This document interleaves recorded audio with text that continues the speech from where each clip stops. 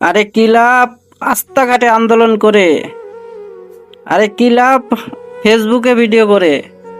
লামিসা হত্যার কখনোই বিচার হবে না। আমার মেয়ের বিচার আমি পাবো না, এটা তার বাবা বললেন। লামিসার বাবা কি ভুল কিছু বলেছেন? বলে নাই। কারণ প্রতিনিয়ত শিশু ধর্ষণ হইতেছে, সামনেও হবে।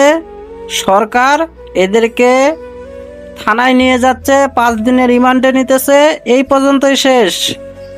যার পকেটে টাকা আছে সে মুক্তি পাইতেছে, সঠিক বিচার হইতেছে না। তাই লামিসার বিচারও হবে না। সামনে কুরবানি ঈদ, সবাই ছুটিতে থাকবে, এই সুযোগটাই কাজে লাগাবে আসামিরা। কি কয়েক মাস হয়তোবা জেলখানায় থাকবে, তারপরে মুক্ত হাওয়ায় ঘুরবে। লামিসার হত্যাকারীকে আমাদের মাঝে ছেড়ে দেওয়া হোক, সাধারণ জনগণ তার বিচার করবে। আমার কথায় একমত হলে কমেন্ট করে যান।